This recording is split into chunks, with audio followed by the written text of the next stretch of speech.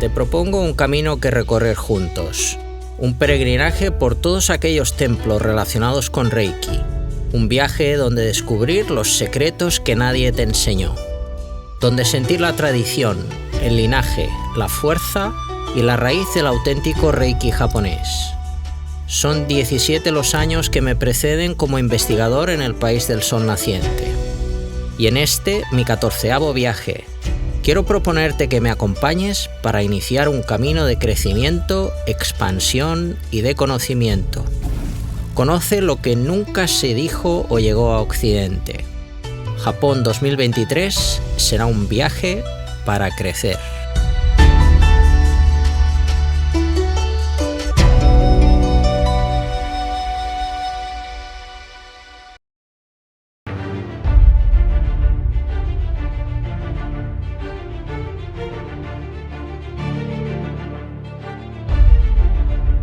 Salutacions, benvinguts, bienvenidos. Els parla el seu amic Ferran Prat. Les habla su amigo Ferran Prat.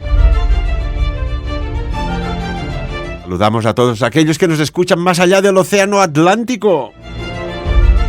Atlántico. Atlántida. Vaya. Lo que no entiendo es que la Atlántida, digámoslo bien, y no nos lo han dicho. ¿Por qué? Pero sabemos dónde está. Lo sabemos. Y también sabemos que tenemos en nuestros estudios a este gran informático, a este gran químico, analista, predictor de las tecnologías como es Xavi Cerro. Xavi, ¿qué tal? Buen día, buenos días. Buenos días a todos, ¿qué tal? ¿Todo bien? Bien. Está lloviendo, que hace falta, así que aunque sea el día gris, contento de que la sequía no nos fastidie todo el verano. Oye, mira, después te enseñé fuera de programa qué pasó, que no llovía, había una preocupación ya más que extendida, y lo que se hizo, con una varita mágica, se consagró, se activó y se trabajó la meteorología. Bueno, más que la meteo, el clima. Y tengo un vídeo aquí en el momento cero, el punto cero, Xavi, y es real, tan real, que hasta me impresiona y todo. Quería hacer un programa un día sobre ello, pero al final no lo haré porque era una persona muy conocida en su país y vino para aprender cómo se hacía y la mantendré en el anonimato. Pero de forma privada te lo enseñaré porque es más que curioso, ¿no? Real esto. Bienvenida sea esta agua que aparte nos está cayendo aquí en Andorra de forma muy fina, que no se lleva, no hay problemas de momento, y es lo que interesa en el bosque, en el campo y en la montaña. Xavi, tenemos noticias, vamos a decir, apocalípticas, preocupantes o no, sobre las IA, inteligencias artificiales. Bueno, os mantengo al día, intento traeros a todos vosotros siempre las últimas novedades. Y bueno, esta semana ha saltado una noticia sobre la inteligencia artificial, una cosa sobre la que me gusta a mí manteneros al corriente, como decía.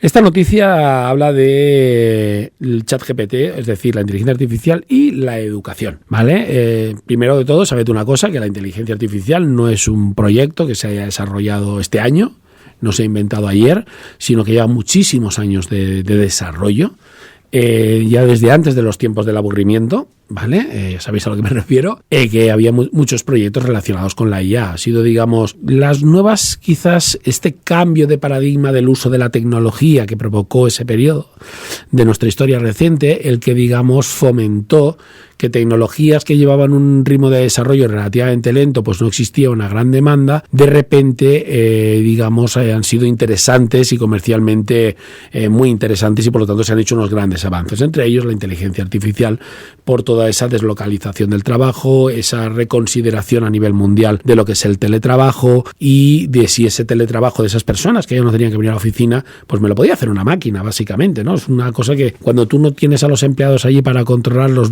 pues fastidiarlos, iba a decir algo más fuerte, al igual te planteas que al igual, pues ojalá te lo hiciera una máquina, ¿no? Entonces digamos que todas esas necesidades han ido incrementándose, y digamos que como consecuencia eso derivó en mucho más inversión de cara a este tipo de proyectos. Hemos hablado de la IA en justicia, hemos hablado de la IA en transporte, hemos hablado de la IA en el sistema financiero, hemos hablado de la IA en 1000 campos. De hecho, bueno, en el super congreso Sapiens que haremos pasado el verano, yo os haré una ponencia donde os explicaré todas las aplicaciones reales donde la IA ya está manejando todo el cotarro y donde todavía no lo maneja, pero próximamente lo hará. Claro, eso a día de hoy no os lo puedo decir porque ya veis cómo esto cambia de día a día. En enero, y ahora ya os pongo los antecedentes de la noticia, en enero el Departamento de Educación de Nueva York, y obviamente dirás, bueno, ¿por qué el Departamento de Educación de Nueva York? Bueno, porque los Estados Unidos son el referente mundial de todas estas tendencias y Nueva York es uno de los estados más poblados, con lo cual no es lo mismo que se haga y me invento un nombre, es totalmente ficticio, Calasparra del Monte, que hacerlo en una gran capital mundial, ¿vale? Entonces Nueva York es una gran capital mundial, es la gran manzana, es el donde todo se experimenta, ¿no? Bueno, pues en enero se prohibió el ChatGPT, ¿vale?, en la educación, en el sistema educativo, y se alegaba, y cito textualmente, que si bien la herramienta puede proporcionar respuestas rápidas y fáciles a las preguntas, no desarrolla habilidades de pensamiento crítico y resolución de problemas, que son esenciales para el éxito académico y de por vida. Estas son palabras que dijo el portavoz del departamento, la señora Jenna Lyle, ¿vale?, en sus preocupaciones sobre el ChatGPT. Bien, han pasado 4 meses y ya se han echado atrás. ¿Se han echado atrás? Xavi, ¿en qué sentido? ¿De que donde dije digo Diego y esto lo vamos a utilizar para fines formativos / educativos? Correcto. Ahora dicen que la inteligencia artificial es elemental para la formación de la gente. Entonces, bueno, han pasado 4 meses, se han echado atrás y de repente ChatGPT o el BART o Bing Chat, ¿vale? Todos los que hay, digamos, alternativos, que obviamente a los alumnos, pues sí, se les podía prohibir el acceso en los ordenadores académicos, pero no se les podía prohibir el acceso en sus propios dispositivos móviles. Ahora resulta que es lo mejor de lo mejor del mundo mundial. Bueno, yo esta noticia os la traigo simplemente, pues, como muchas otras, para que sepáis que esto ha pasado, de que en Nueva York ya es la inteligencia artificial la que va a enseñar a los chavales lo que deben saber, y para que hagáis esa reflexión, ¿no? Decir, bueno, los maestros y los profesores parece ser que acaban de entrar por obra del Espíritu Santo en esa zona de profesiones de riesgo para ser sustituidas por la inteligencia artificial. Yo sé que muchos de vosotros probablemente seréis profesores o seréis académicos y diréis no, y yo estoy de acuerdo con vosotros. Una IA no puede aportar todo lo que un buen enseñante te puede aportar, de pensamiento crítico, de carácter, de motivación. Bueno, la cuestión no es qué es mejor, no se lo están planteando. La cuestión será qué es más rentable. Porque aquí se trata de esto, señores. Es decir, de quien siga las noticias, sabréis que aquí y en todas partes los educadores se tienen que poner en huelga continuamente porque se les paga unos sueldos miserables por algo tan nimio, por una ocupación tan trivial como tienen, que es formar a las generaciones humanas del futuro. No debe tener mucha importancia, ¿vale? Pero como todo está monetizado, ¿vale?, y ellos también están sujetos a estas especulaciones donde quizás la profesión, pienso yo, y de verdad que no lo digo por la noticia, creo que es la profesión más importante del mundo, porque hemos delegado incluso la formación social y en la conducta a los colegios. ¿Cuántos profesores estaréis de acuerdo conmigo de decir, es que en casa no los educan, esperan que lo hagamos en el colegio?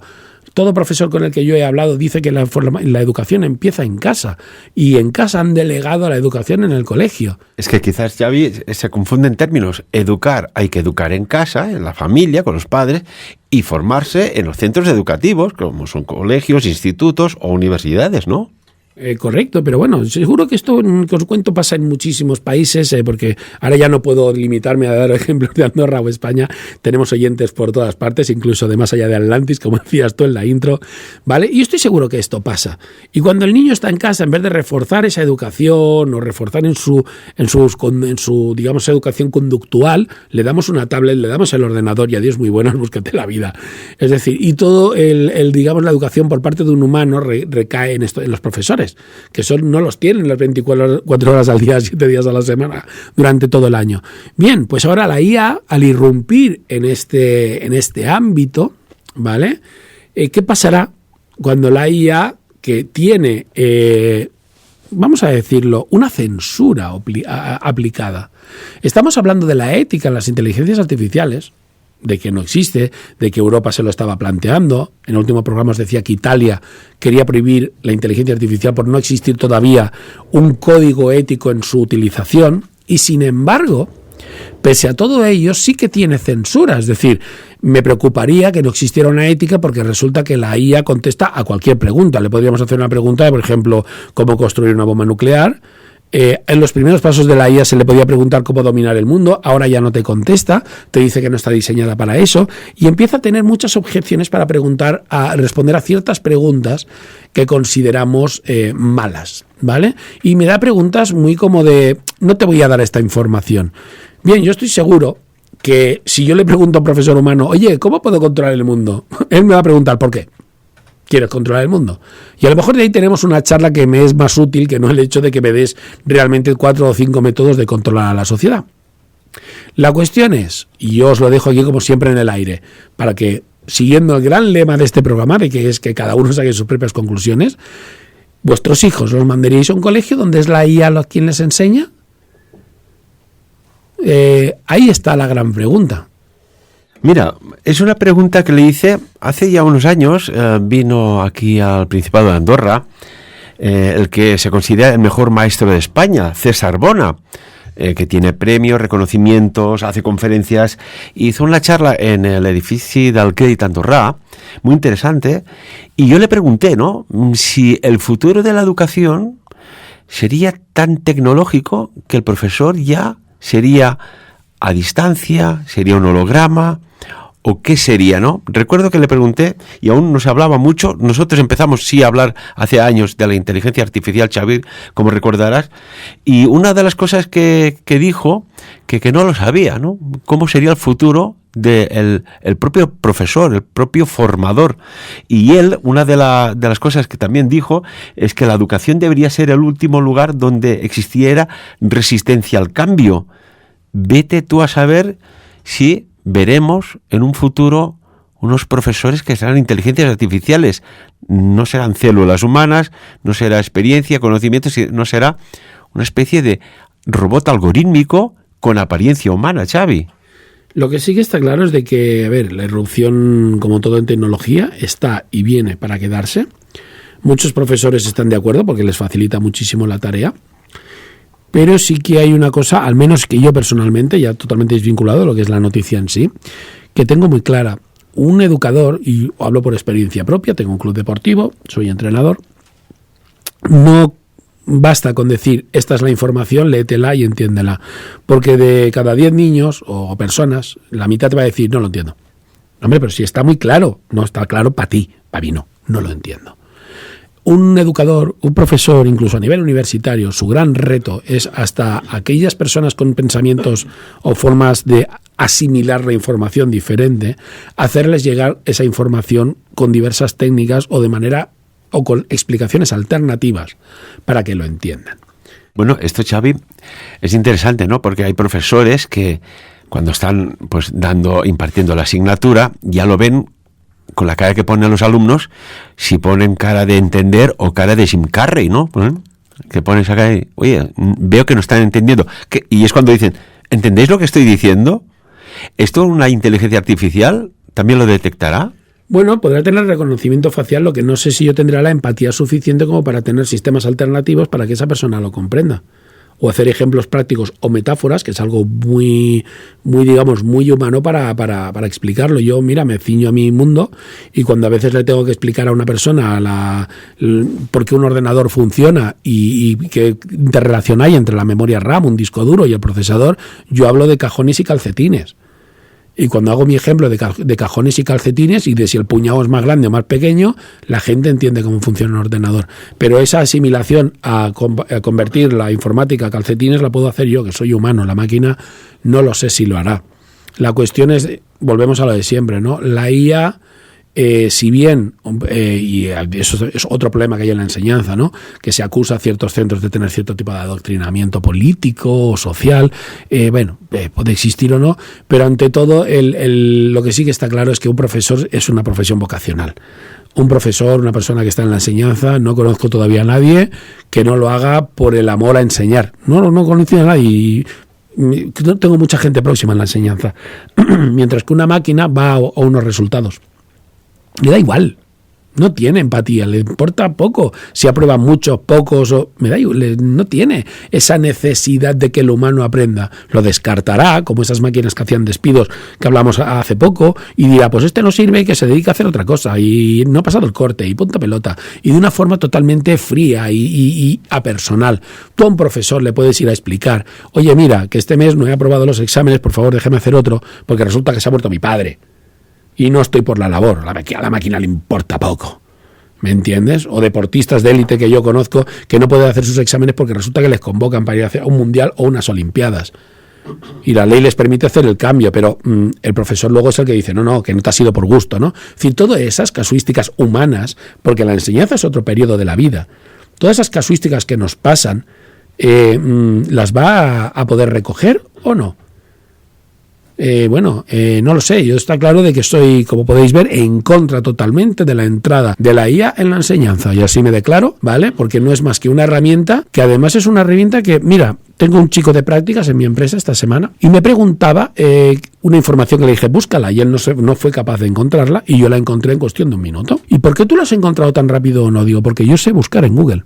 Sé poner las cadenas de palabras adecuadas para encontrar la respuesta que yo quiero. Y es una cosa que les digo a todos los chavales que vienen a hacer prácticas a mi empresa. Si no me haces la pregunta adecuada, no te puedo dar una respuesta adecuada. Y los chicos jóvenes no saben preguntar. Si tú ya no sabes preguntar, porque es una habilidad que no tienes, y luego tienes una máquina que da respuestas totalmente filtradas y la que le interesa, ojo, patrocinadas, y aquí es donde ahora quiero meter yo mi fantasía o mi predicción. Vosotros sabéis, ¿vale?, y hasta ahora hemos hablado de la IA como esta gran herramienta que viene a ayudar al mundo y estas cositas, muy bien. Dime, cuando vais a Google y busquéis una palabra, no salen los 10 primeros resultados. Primero eran 3, luego 5, ahora ya son hasta 10, que son anuncios, y te lo pone delante, anuncio. Resultado patrocinado. Muchas veces no tiene nada que ver ni con lo que estoy buscando, ¿correcto? Y tú buscas cualquier cosa y aunque sea no es lo que estás buscando, pues te sale ahí en primera posición porque ese señor paga por estar ahí en primera posición.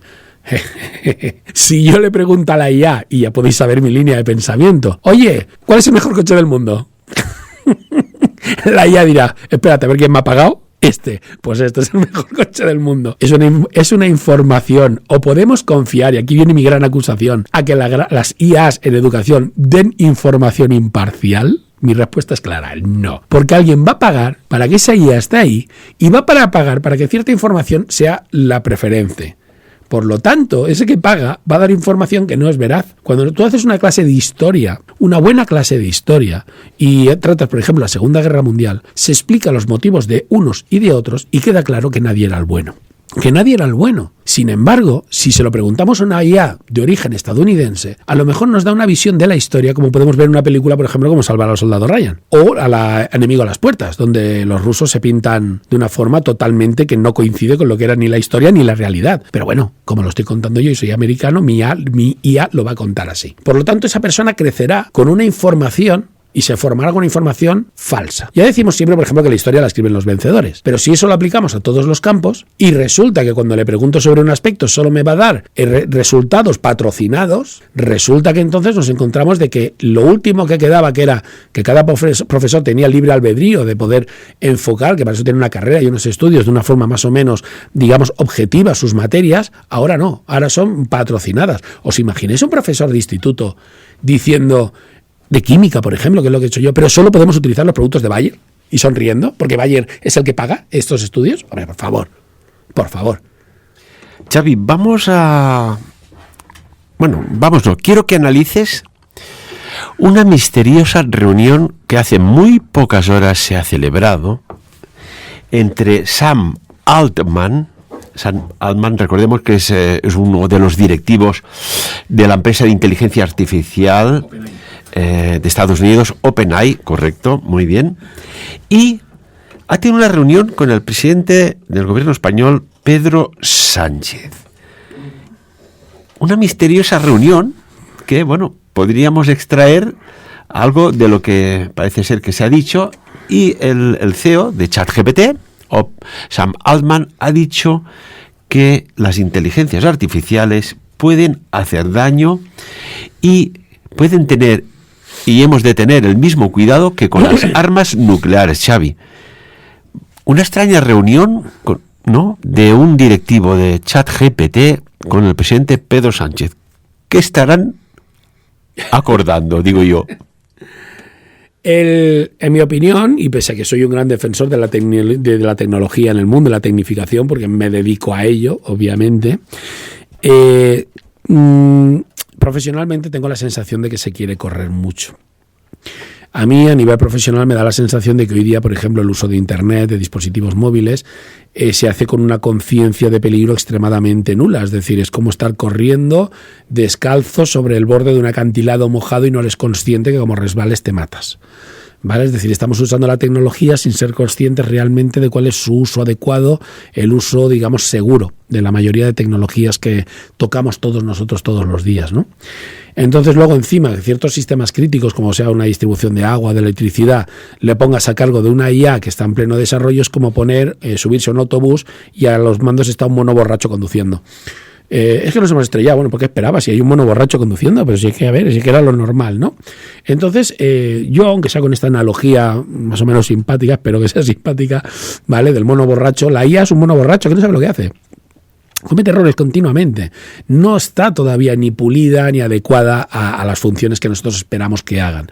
Tenemos mucha prisa para llegar al futuro, tenemos mucha prisa para ser esa raza con todo que sale en las películas de ciencia ficción, todo automatizado, con sistemas automáticos por todas partes, pero no solo no estamos preparados para usarla, sino que ella tampoco está todavía preparada todavía. Pero Xavi, si volvemos a esta reunión y nos acaban de enviar algo de lo que se ha hablado, de lo poco que se ha transmitido a los medios, dice Sam Altman, directivo de OpenAI, vinculado a ChatGPT, dice: queremos ser un buen socio para los gobiernos. Aquí tenemos que ponernos un poco en guardia o no. Y después ha añadido: pero más que eso, queremos hacer lo que la gente quiere. Queremos crear el producto que la gente quiera utilizar.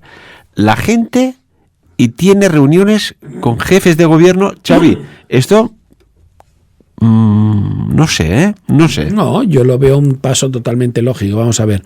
En programas anteriores hemos dicho hemos arrojado luz sobre algo muy obvio. ¿Quiénes son los que más pagan por los desarrollos tecnológicos?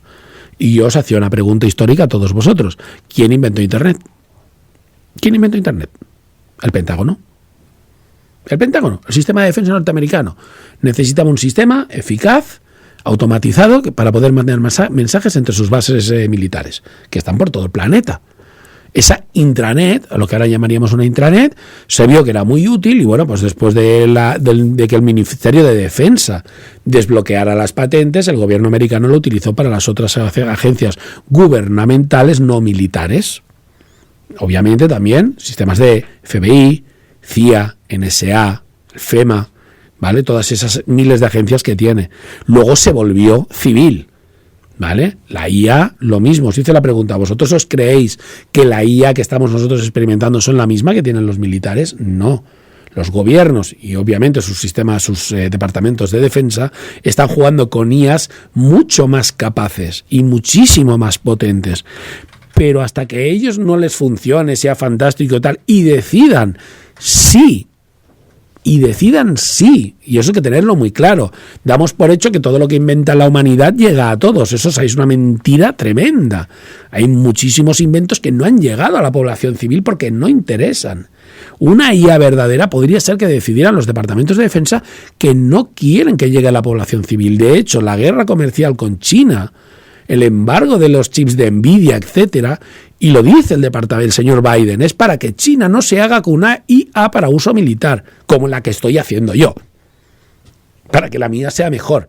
Esa lucha por los superordenadores que venimos contando en los últimos 5 años es para alojar esas super IAs.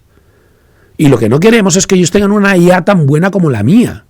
Por lo tanto, el desarrollo de la IA tiene una finalidad bélica, militar, desarrollar IAs para defensa. Si esa IA No, ¿cómo? O sea, tú dices que yo desarrollo, pensarlo por un momento, que Estados Unidos desarrolla una IA para defenderse de los chinos, le hace el embargo y luego la pone a la venta. ¿Estamos tontos? Y una cuestión, Xavi, nos consta de que se ha utilizado IAs para el conflicto de esta guerra que hay en el este de Europa, y que incluso se han tenido que abortar misiones porque parecía que la IA tomaba una decisión propia que nada tenía que ver, por ejemplo, con la orden o la misión a la cual tenía que cumplir. ¿Puede haber que estas armas basadas en inteligencia artificial tomen decisiones propias y para las cuales no han sido creadas? Por supuesto, las programas para eso, para que tomen decisiones. Pero lo que pasa es que ella tomen decisiones en base a lo que conoce. Y entonces, como no son humanas, no tienes esa ética humana básica que un humano, pues como la crisis de los misiles, que aquel señor no apretó el botón porque no quería pasar a la historia como ser el responsable del inicio de una guerra nuclear. Una máquina le hubiera importado bien poquito, porque si su directriz dice que toques el botón, tocas el botón. Por ejemplo, ¿hay algún caso de un programa en el cual tenía que derribar un avión enemigo, no diremos de qué bando, da igual, por las características que se le había implementado, tenía que buscar aquel objetivo, pero claro, aquel avión, siendo enemigo, estaba disimulado en estética, en bandera y todo, para que se confundiera como uno amigo, y obvió que era enemigo. Claro, es que aquí hay tela, ¿eh? Esto ya iremos adentrando en estos análisis, pero tela. Bueno, eso en guerra se llama IFF, que es Identify Freedom Foe, ¿vale? Identificar amigo-enemigo, y eso obviamente forma parte de todo conflicto, ¿no? La IA, como todo sistema que recoge datos del exterior, puede ser engañada. ¿Vale? La cuestión es, ya te digo, la cuestión de las IA, sobre todo del uso militar, es esa falta de ética y moral, sobre todo humana, que le impida ir y ejecutar su programación. En las IA civiles eso no ocurrirá, ¿vale? No, porque probablemente no les demos armas, pero si... y aquí el gran dilema, imagínate, y os pongo ya este último ejemplo, tenemos una IA, controla el sistema de agua, el agua está infectada, pero si dejo correr el agua pueden enfermarse 100.000 personas.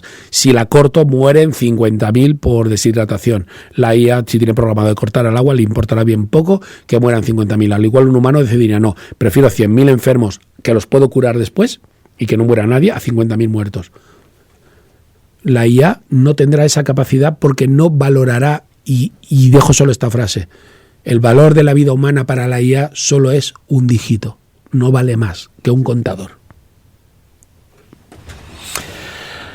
In Time, ¿no? La película In Time. Una cuestión, Xavi, en un flash, se nos coló una extraña anomalía acústica, y ya que te tengo aquí, dinos qué te sugiere esto, desde tu óptica. ¿Qué te parece? Una aspiradora rota. Pues sí. Tendremos que hacer un día un programa de psicofonías y cosas de estas contigo, Xavi, que nos puedes aportar otra óptica que seguro que nos gustará. Bueno, un placer, como siempre.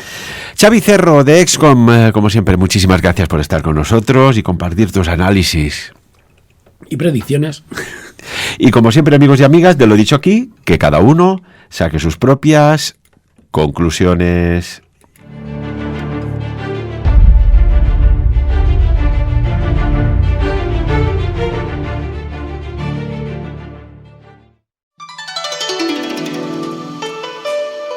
Te propongo un camino que recorrer juntos, un peregrinaje por todos aquellos templos relacionados con Reiki, un viaje donde descubrir los secretos que nadie te enseñó, donde sentir la tradición, el linaje, la fuerza y la raíz del auténtico Reiki japonés. Son 17 los años que me preceden como investigador en el país del sol naciente. Y en este, mi 14º viaje, quiero proponerte que me acompañes para iniciar un camino de crecimiento, expansión y de conocimiento. Conoce lo que nunca se dijo o llegó a Occidente. Japón 2023 será un viaje para crecer.